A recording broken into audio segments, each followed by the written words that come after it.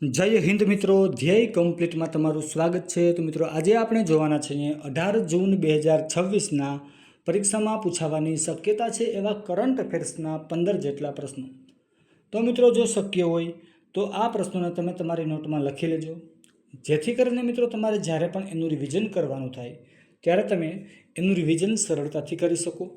અને મિત્રો આપણે કરંટ અફેર્સ રોજે રોજ જ કમ્પ્લીટ કરતું જવાનું છે મિત્રો। આમ કરવાથી તમને ફાયદો શું થશે તો કે મિત્રો તમારે જ્યારે પણ એક્ઝામ આવશે ત્યારે કરંટ અફેર્સ તમારે કમ્પ્લીટ હશે।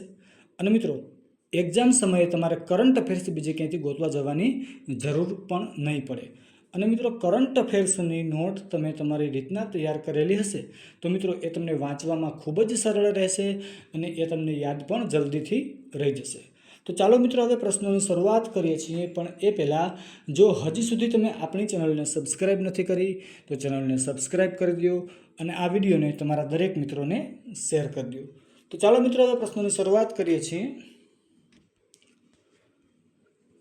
પ્રશ્ન પહેલો જોઈએ, નોવાર્ટિસ કંપનીએ ભારતમાં પ્રોસ્ટેટ કેન્સરની સારવાર માટે કઈ પ્રથમ રેડિયો લિગાન્ડ થેરાપી લોન્ચ કરી છે? તો મિત્રો એનું નામ છે પ્લેવીવિક્ટો।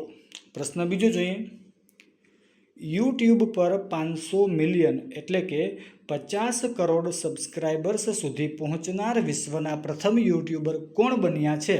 તો એ છે મિસ્ટર બીસ્ટ। પ્રશ્ન ત્રીજો જોઈએ, કઈ રાજ્ય સરકારે સરકારી શાળાઓ અને જુનિયર કોલેજમાં બ્રેકફાસ્ટ અને મિલ્ક યોજના શરૂ કરી છે? તો મિત્રો એ રાજ્ય છે તેલંગાણા। પ્રશ્ન ચોથો જોઈએ, મહિલા T20 આંતરરાષ્ટ્રીય ક્રિકેટમાં સૌથી વધુ વિકેટ લેનારી બોલર કોણ બની છે? તો એ બની ગઈ છે દીપ્તિ શર્મા।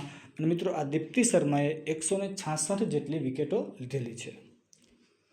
પ્રશ્ન પાંચમો જોઈએ, વડાપ્રધાન નરેન્દ્ર મોદી કયા યુરોપિયન દેશની મુલાકાત લેનાર પ્રથમ ભારતીય વડાપ્રધાન બન્યા છે? તો એ છે સ્લોવાકિયા। પ્રશ્ન છઠ્ઠો જોઈએ, તાજેતરમાં દિવ્ય ભાસ્કર દ્વારા ગુજરાતી ફિલ્મ એવોર્ડ્સ 2026નું આયોજન ક્યાં કરવામાં આવ્યું હતું? તો મિત્રો એ છે ગિફ્ટ સિટી ગાંધીનગરમાં। પ્રશ્ન સાતમો, તાજેતરમાં ભારતીય નૌકાદળ દ્વારા કયા પ્રખ્યાત એન્ટી સબમરીન હેલિકોપ્ટર સ્ક્વોડ્રનને સેવામુક્ત કરવામાં આવ્યું છે? તો મિત્રો એ છે સી કિંગ 42B। પ્રશ્ન આઠમો જોઈએ, તાજેતરમાં વડાપ્રધાન નરેન્દ્ર મોદીને કયા દેશનો સર્વોચ્ચ નાગરિક સન્માન order of the white double cross એનાયત કરવામાં આવ્યો છે? તો મિત્રો એ દેશનું નામ છે સ્લોવાકિયા। પ્રશ્ન નવમો જોઈએ, તાજેતરમાં વર્ષ 2025-26 માટે ગુજરાતની કઈ પરંપરાગત હસ્તકલાને GI ટેગ આપવામાં આવ્યો છે? તો મિત્રો એ છે જસદણની પટારીને। પ્રશ્ન દસમો જોઈએ, તાજેતરમાં ત્રિપુરા રાજ્યના કયા પરંપરાગત સંગીત વાદ્યને GI ટેગ આપવામાં આવ્યો છે? તો એ છે સરિંદા વાદ્યને। મિત્રો કયા રાજ્યનું છે ખાસ યાદ રાખજો, તો છે એ ત્રિપુરા રાજ્યનું છે। અને મિત્રો આ પટારી છે, આગળ જોઈએ ને આપણે નવમો પ્રશ્ન જોઈએ કે પટારી જસદણની પટારીને GI ટેગ મળેલો છે, તો આ કયા રાજ્યની છે? તો એ આપણા ગુજરાતની છે। પ્રશ્ન 11મો જોઈએ, મહિલાઓ માટે પ્રિયદર્શિની મફત બસ યાત્રા યોજના કયા રાજ્યમાં શરૂ કરવામાં આવી છે? તો મિત્રો એ છે કેરળમ।